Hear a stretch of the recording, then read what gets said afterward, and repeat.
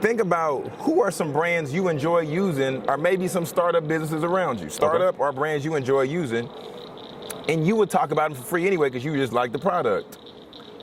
You can easily reach out to them and say, if the target audience is aligned, right? If the audience aligns and the content aligns, you can say, I think you would really benefit my audience. Okay. Because they would need the product that you offer, and I enjoy using your product. Got you.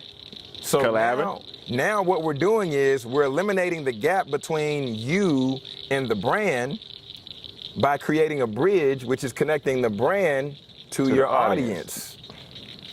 I'm out of cards. Sponsorship. I got half of one.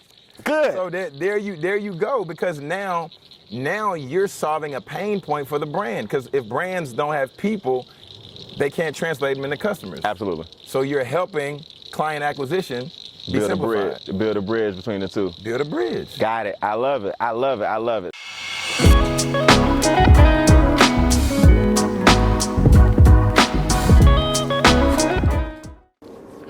Welcome everyone to another episode of the Instincts Pondcast. It is a great day to change lives. My name is Brian M. Bean, and I got a special guest in the building. Jonathan Jones is here, man. I appreciate you, man. I appreciate you, man. I'm excited. I told you, I'm excited. I'm glad, man. Jonathan, I've not known you long. I've been following you since we actually met, and I love the strategies and things that you're doing, man, to help people understand the importance of this new industry we're going to talk about. Yes, sir. So I commend you, man. I applaud you, man. I appreciate it. I salute for real. But this show is about turning trials and tribulations into celebrations. Mm-hmm. People see us today, and they see you on the podcast. They see the great things you're doing. You travel in the country, speaking to people. People ask you to come and talk on their platforms. You got e-courses. You got books.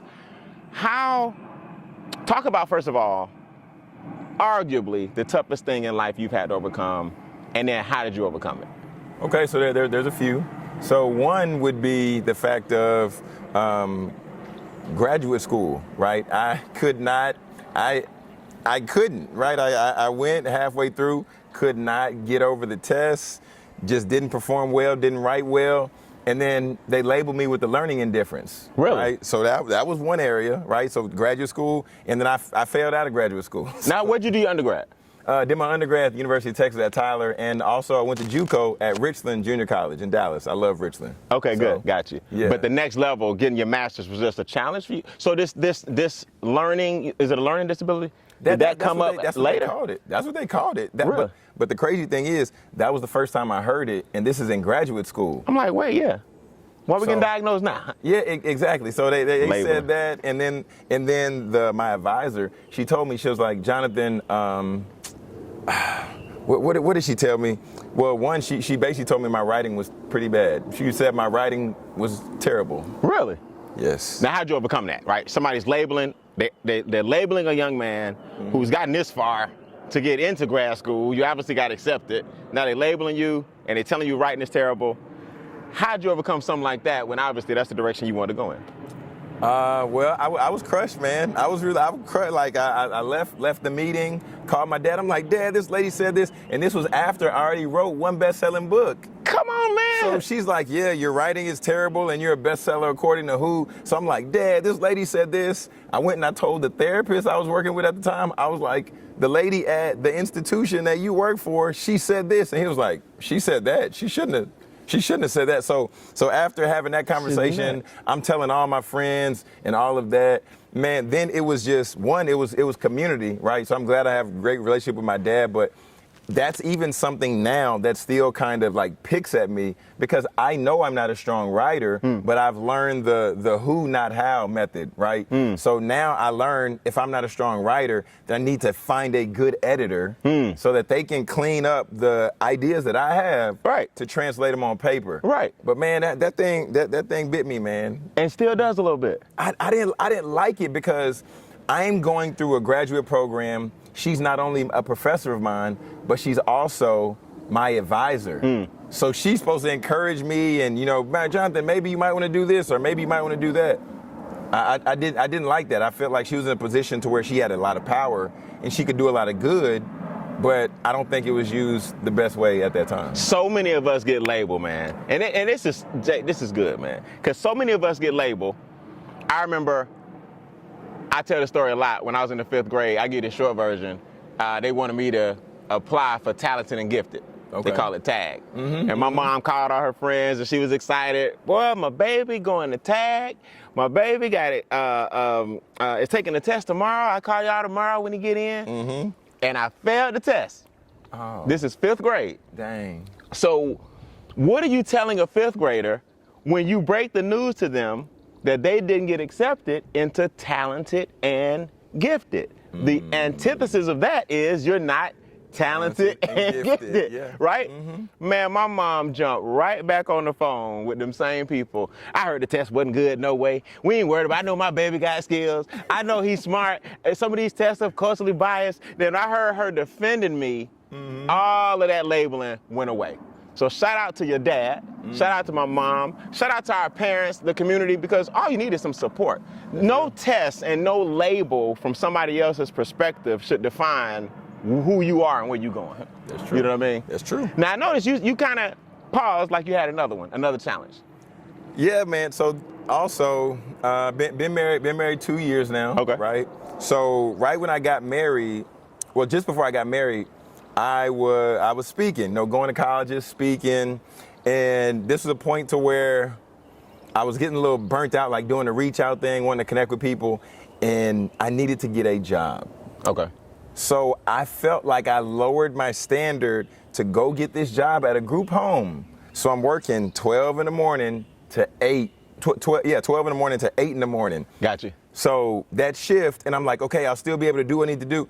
Man, that thing was burning me up because it took all my energy in those hours. Now so then you're I'm tired. sleeping through the day. Yep. So that happened. I'm like, man, I can't do this. I need to do something, but I still need to bring in money. And during that same time, I'm like, okay, well, let me see if I can work for UPS. Okay, here we go. Bro, when I tell you the strength that it takes to lift like a 75-pound box of pineapples over your head at 3 o'clock in the morning. Wow. Because it was like the days I wasn't doing this, I was doing that.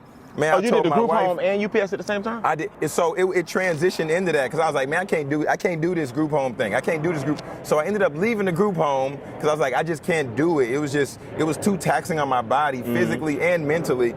Then I go to UPS just before we get married because I got to pay off some debt real quick. I'm in the peak season. Bruh, that right there, I told my wife, so it transitions. So group home to UPS, and then I'm like, okay, I'm doing this, and then UPS hit my body at a whole nother way. So I'm like, I can't do that. Man, I gotta leave. So I get the money, we pay off the credit card debt, we get married, and then now we're early in the marriage, and then it's to the spot to where it's like, okay, John, you got some speaking engagements. Pandemic happens. Oh, get out. So a college that cashed me a check maybe a month before like the pandemic really hit, they said, John, we need that money back. A charge back on the speaking side. A charge back on the speaking side. Because of COVID. So now I got to pay them this money back. And then she's like, okay, well, John, we've been married 6 months.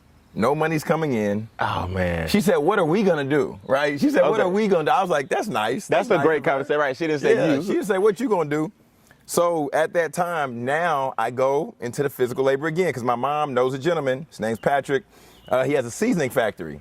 At a seasoning factory, we go in, we stack the seasoning. Now I'm lifting these boxes, slamming them, breaking up the seasoning. He kept calling me, John, come on, I need you. After doing this a couple of times, I told him, one day he called me, he's like, John, we got a big shipment coming in, I really need you. I looked at him and I was like, no. I can't do it. I can't do it this time. That was the makeup. From that moment to when I made the decision, I said, no, I can't do it. That was when things really started to happen because then I got my first client helping them doing a podcast. Nice. Here we go. And then from there, from that one guy believing in me, one person turned to like 5, and now we got 20 people in the community. But man, when I tell you. That's the momentum. That's the momentum. The first follower. It was the first, he believed in me more than I believed in myself. Right. Coach Kenneth Prather. Wow. Him. Wow. Yeah, man. Now, he was the first, let's be clear. Mm-hmm. He was the first person to actually sign up for your podcast course. He was the first follower to do what that created the momentum. Good point. So before I had somebody 150, I was doing a one-off, somebody else. I raised the price, $3.99. Okay. But then it got to the point to where he was like, John, I heard you, I trust you, I'm ready to invest. So he was the first person to invest when I really built the program. Got you. So the first iteration, he was like, I'm with you, let's go, let's do it. So let's help some people real quick, man. We're gonna talk about today what you're doing after this question right here. You got somebody out there watching right now that's right where you are, 1 foot in entrepreneurship, Yeah. 1 foot on the job, afraid to make the leap, but the job is somewhat of a hindrance because of time management and all of that. But they know, see, here's the thing, they know that if they didn't have the job, they could probably scale their business. But a lot of times the business is what funds, your job is what funds the business. Talk about that leap of faith, calculated, timing, without, you didn't do it blindly, but talk about the leap of faith real quick. So that person that's got 1 foot in and 1 foot out, what are some things you had to consider? Yeah. So one thing I tell people if they got the job or whatever, if you're in a corporate structure, more than likely you're probably doing something that you're really talented at, probably something that you have some years in. Start seeing how you can get more ownership within your job. Because if you go and start doing a work, like let's say somebody is in career coaching, you can see how you can start doing resume workshops or how you can start reviewing people's resumes. So now, then when it comes time for you to leave, you can lean on these people and say, hey, I helped this person, that person. So you want to have, so that can be a way of, putting some stock in the bank, if you will. Okay. Because now you have credibility, testimonials to lean on. So that's one piece, but the other part is you got to really assess where's your time going. Like, because during that, I'm telling you, like, asset. I wasn't really... The most valuable asset in the world, man. Your time. I wasn't realizing that, man, John, okay, you are spending time at the group home, you are spending time doing this and that, but I was watching a lot more TV than I recommend, and it wasn't like beneficial TV. Absolutely. It wasn't interviews, it wasn't documentaries, seeing how other people think and seeing how they got there. So, man, I would say those two things. Start doing what you already do, but now make it to where you're the focal point. It's not just a resume workshop at the job because it's a resume workshop. It's a resume workshop with Brian Bean. So they get that interaction with you. They get to hear the juices. They get to see the juices flowing and see you in action, and then really assess, where is my time going? How am I using it? Man, I learned this a long time ago. That's good, Jay. They say your work ethic is what you do in your spare time. See, I like how you put that. I was watching more TV or something that I would recommend, something you said. But the reality is this. If you're not watching a documentary that you can extract from, something inspirational, something educational. Now, don't get me wrong. I love a good Blackish. You know what I mean? I love watching a HBO stand-up comic. I love Netflix. But my point is, people that have 1 foot in and 1 foot out, what I teach people in my coaching is, there's no such thing as balance. True. That's very true. And people try to balance these, all these pillars: health, wealth, emotions, finances, spiritual, all this stuff. All that's great. But seek wholeness. You'll always have something in your life that's a little bit off balance. And if your whole life you try to work around, you walk around trying to be balanced, you're not really living, because there's no such thing as balance. That's true. But as you look back on your body of work, was your life whole? You know what I mean? Did you have enough of each one to fulfill its purpose? You know what I mean? I like that. And people need to get this, man. When you got 1 foot in and 1 foot out, there's going to be a tipping point where what you're doing as an entrepreneur makes more than what you're doing at the job. Even if it doesn't make more, if it's close enough, then you say to yourself, if I got this far doing both, what would I do if I was all in? And that's the tipping point where you don't have to worry about committing financial suicide, and you can go ahead and make that leap from W-2 to 1099. That's it. You know, it's powerful, man. So you keep mentioning podcasting. What are you doing now? How can you help the community? What exactly is podcasting, and why is this entity genre important?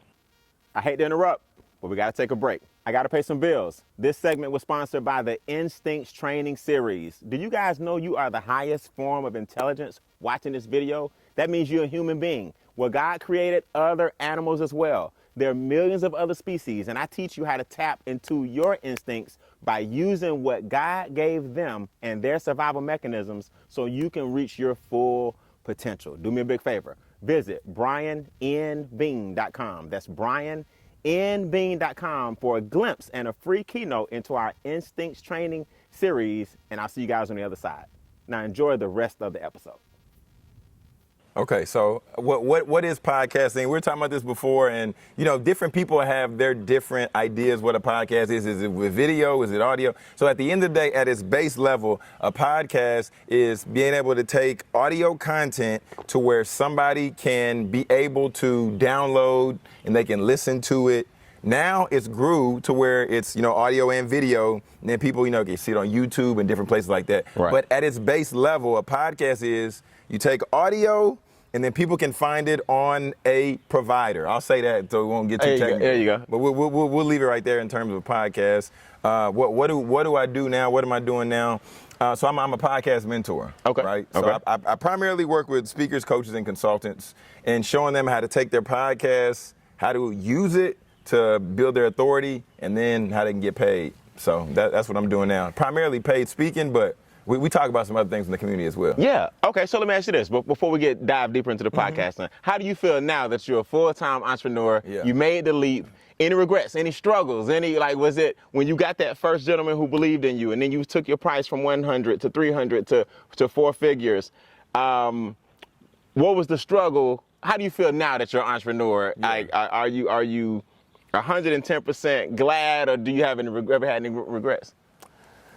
I don't have any regrets. Okay. I don't have any regrets, and the reason why is because I have complete ownership. There you right? go. Just like some of the artists, some artists now, not many back in the day, but complete ownership for me. So like ownership of the time, I can work with who I want to or who I don't desire to work with. But mainly having ownership, there's also responsibility. So have there been some struggles? Yes.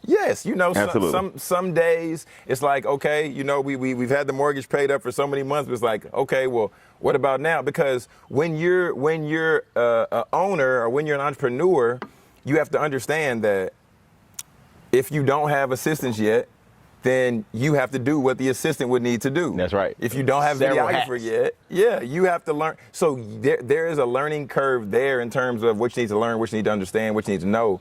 But the benefits outweigh, I think the benefits outweigh anything on the other side. Absolutely. Absolutely, man. To all the people watching, if you don't have at least your hand in something that you own, some equity, if you're not even considering entrepreneurship, and having your hand in something that you start from nothing and can build equity for your family, we just encourage you to strongly consider it, because if time is your most valuable asset, and entrepreneurship initially will feel like it's taking more time than your job, but the end result is you have something that you own and it'll actually buy your time back. That's true. So think about, John, why did it seem like podcasting, like anything, just jumped on the scene? Like, why is it such an important genre now? What industry trends have you seen? Because we used to have radio, we used to have TV, and then it seemed like podcasting is this mix between radio and TV, you know what I mean? So why do you think now it's so popular? So I think it's very similar just to, if we look at back in the day, right? Back in the day, before FUBU was around, right? We saw FUBU came into the scene because Damon John was like, I need to get my brand to rappers because rappers are driving the culture. There you go. One thing we have to understand as people who are black and brown, I'm saying this because we're on, we're on the set. We drive the culture. We say what's in, we say what's not. Stats even show, podcasting stats show the fact that more African Americans would be more likely to trust a host and also more likely to buy from a host if they heard more black and brown stories. So, to answer your question, why is podcasting coming to the forefront? Man, our most influential leaders have podcasts. Charlemagne the God, The Breakfast Club, been going on forever. Nori with Drink Champs. And he is one of my favorite hosts by far. Has a podcast. Right. Some of the people that we look up to that are athletes from back when we were younger, have podcasts. Ricky Williams has a podcast. Michael Irvin has a podcast. Now Brandon Marshall, I Am Athlete. So the trend is, the trend really is people who, because you can be somebody who hasn't made your name yet. Right. I was going to ask you. You can start a podcast, and now people will know you based on your podcast. That's right. If there wasn't so much money in podcasting, 94.88 billion is projected by 2028 through compound annual growth rate. That is a place to where we know money is there because why? Barack Obama has a podcast.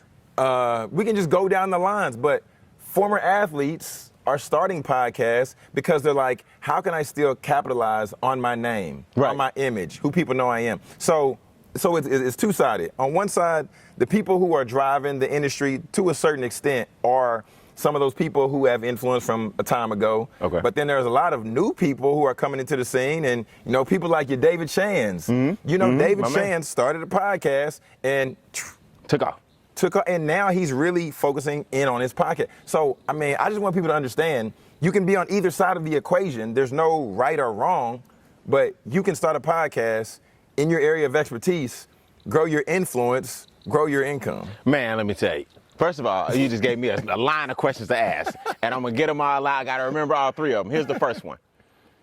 Why me?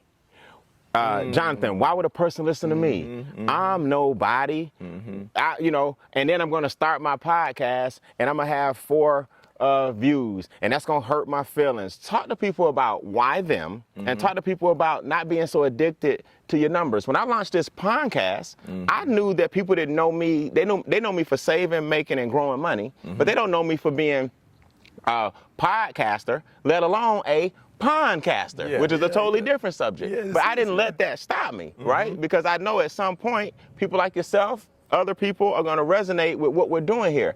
I didn't worry about the numbers, and I still don't. Talk to that person who may not be that confident. Who am I?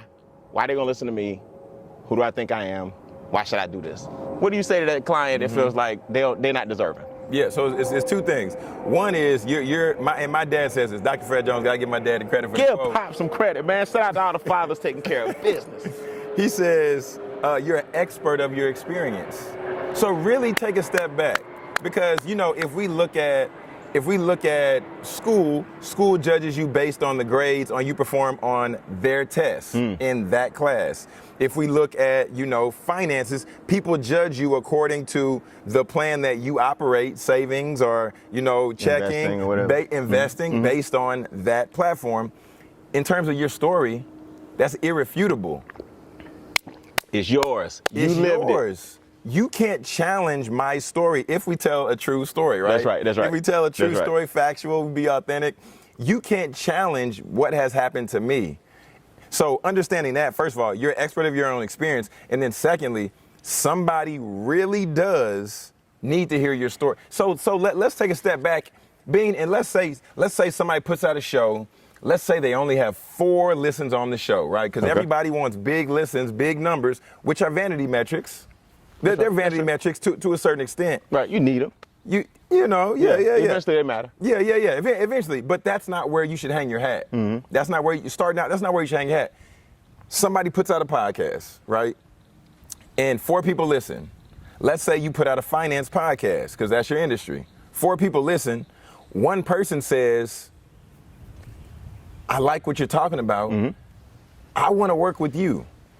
What if that 1 person turned into being a client, and we'll just break. I'll just go here just so people feel comfortable. But what if 1 person said, "I'll work with you," and that person's fee is $4.99? You made an extra $499 in a month. That's right. Because you converted at a 25% conversion rate. 4 people got one. 4 people who listened. Yep. So from you sharing your experience, your story that's unique, that connected and penetrated that person's heart, to say, I want to work with you because of what you talked about, because I can trust you.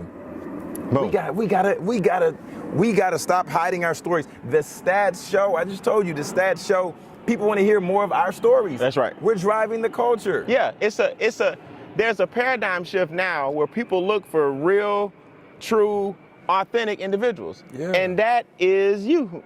You know what I mean? It should be you, or if you're not telling the truth, it'll soon be exposed. But the bottom line is, the only person that has your fingerprint and your footprint is you. That's it. So for the person that's saying, but Jonathan, I don't have a program. If 4 people listen and I convert 1, what am I converting them to? Let's talk about other ways that podcasts make money, right? Yeah, okay. Obviously, you can have a program or something that the audience is listening to that you can offer. Most definitely. How else do podcasters make money? So I may not even know some of these. So I want to just piggyback off of that based on what we were talking about earlier with time. Okay. If your time is your most valuable asset, you don't have a program, starting out, you can sell your time. You can do a 30-minute consultation, 30-minute financial consultation. Okay. Let's just look at your finances, and let's see if I can even help you, cut down on some spending or help you increase savings. So consultations easily could be another way that podcasters can make money. There's also a few other ways. Well, there's wait, hold up, Jay. I want to make sure. Yeah. A consultation is another way that a podcaster can make money. You mean you're giving them a program, just an example, that they can launch. But how do they make money off tie that back to the podcast? Is the podcast being used to help me understand that? I got you. So, and this is another one of those words one of those things that can go, people have different definitions. Okay. I like to look at a holistic perspective of monetizing the podcast. Okay. Because at the end of the day, in any business, you don't have a business if you don't have customers. Absolutely. And the only way to really get customers is to build trust and credibility. So the podcast is genuinely your first offer.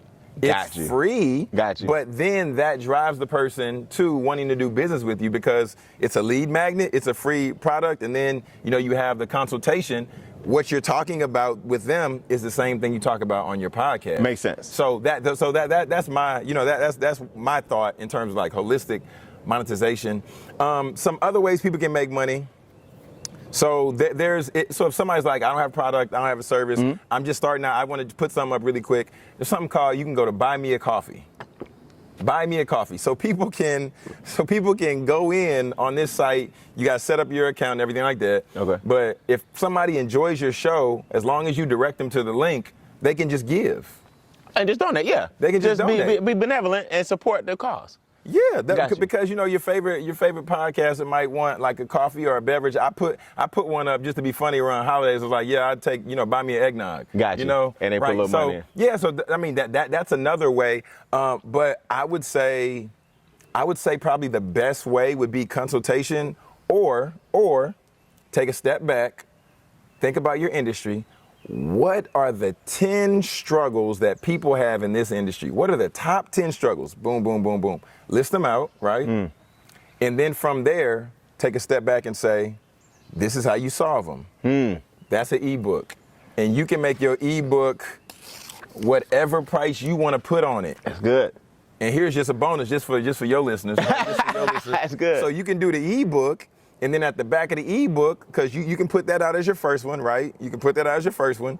And then at the back of the ebook, you can say, let me just put a link for them to book a call with me after, so that now they can share that they read the ebook, and then just get on a call with them and say, well, from the 10 that you read and you got the solutions, which one is the hardest for you to navigate right now? Then they're like, well, I'm really struggling with this. And you're like, okay, well, do you think it'd be beneficial for somebody to help you navigate and walk through that? I'd be like, yeah, I probably would.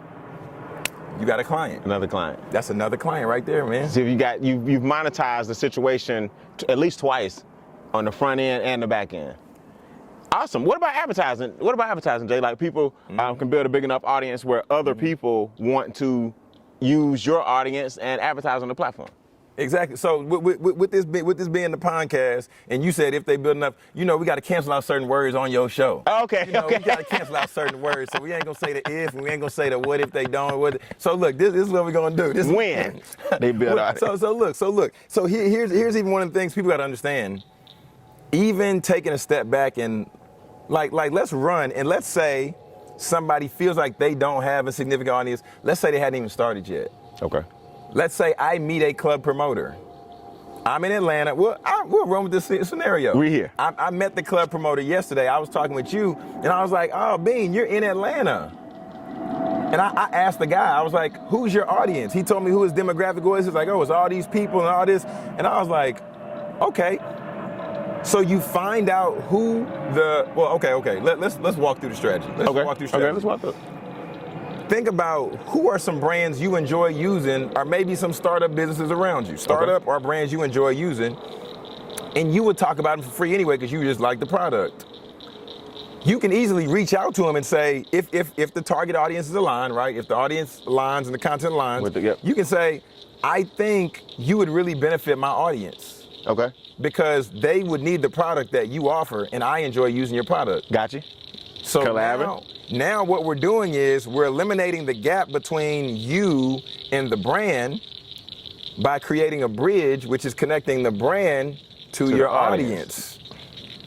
I'm out of cards. Sponsorship. I got half of one. Good. So there you go, because now you're solving a pain point for the brand, because if brands don't have people, they can't translate them into customers. Absolutely. So you're helping client acquisition be simplified. Build a bridge between the two. Build a bridge. Got it. I love it. So we can create a front end offer for consultations based on your life experiences or some things that you've mastered. We can create a list of 10 things and ask people which one of those 10 things they need the most help with, and create a back end offer. The podcast itself is building an audience, and different people who align with your audience, maybe that demographic or something that can serve them, can advertise to your audience. Boom. That's pretty much why we do this. That's why I love it. So here's a question. Jonathan, am I too late? Is it saturated? You just mentioned, Ricky Waters and Nori and all these guys, and Jonathan, there's just too many podcasts to pick from. I hate the word saturation. Man, people don't. Anybody that says saturation doesn't understand how many people live in this world. They have no idea. How do you give them some perspective that you're not competing against celebrities? Like, you're not worried about market saturation. I have my take on it, but I want to get your take on it. So looking at when people search for what they need on the internet, when they have a problem, when they go on YouTube, they go on Google, they're not searching for a specific person, more than likely. They're searching the solution. How to get over a headache, how to overcome a hangover, right? Whatever it might be. And the only thing that matters in that moment is the solution that whoever can provide. So now, John, why create a podcast? Because in your industry, right, as you began to create episodes, so let's do it like this. We're gonna go back to the 10 things, the 10 problems. That's 10 episodes. Absolutely. As you put out those things, how to, da-da-da-da-da, how to, da-da-da-da. Now, you're gonna make yourself more searchable on SEO. So it don't matter how many podcasts are in the finance space, if you're the only one solving the problem, right? And then you put out a title, how to save more money, people are gonna find you. Absolutely. So it don't matter how many people are in that space, in that industry. If you're in the industry and you're solving the problem, solve enough problems, you're gonna get compensated, because at the end of the day, we're compensated at the rate of the problem that we're solving. Absolutely. That's business, period. That's it. Any doctor you go to makes great money because he's solving a problem. Yes. Attorneys are definitely fixing your problem. Yes. A builder, you can't build a house. He can. He's solving your problem. Yes. So everything, people don't look at it that way, but business is problem solving, which is why you have to develop a talent, a personality, a brand that you're comfortable solving problems, and you don't look at everything as a problem. Yes. You know what I mean? That's it. So what does your course actually do, man? Before we go, what can we get from Jonathan Jones? I have this course. I'm thinking about starting a podcast. Walk us through a couple of modules of what we can take away from your course. What is it called? Gotcha. Okay, so the program is called the Get Paid with Podcasting Mentorship. Okay. Right? So primarily working with speakers, coaches, and consultants, like I said, and the goal of it is we get in, we break the mindset, but then we go to the part to where, okay, we're talking about the technical stuff, right? Because yes, there's a lot of equipment out there. Anybody can go out and buy certain equipment, but man, I've probably spent, I don't know how much. Trying to get it right. I don't know how much I spent on equipment, didn't know how to work it, didn't know how to use it. So some of it was useless. Some of it was, I got some stuff in the box in the corner, and I'm just hoping that it comes back to life. But right. Nah, man, it's just not there. So I have a module just around that, breaking down what equipment I use, why I use it, how you can get started on low budget, or even if you want to upgrade to more expensive stuff. Then even I go in and I show people, because we're talking about, solving problems and being searchable. Then I go in, I have some other stuff where I break down how you take your podcast and turn it into a live stream experience. So now, nice. You're the TV show. You got people making you a priority, setting up time to watch your show when you go live. So I walk through, that strategy.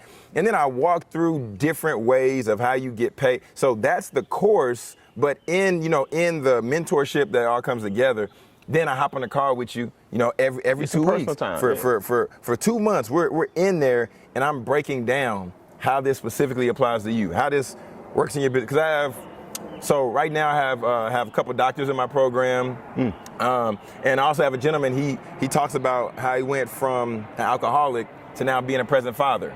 Oh, wow. His name's RJ Zimmerman. He's the host of the Untapped Keg podcast.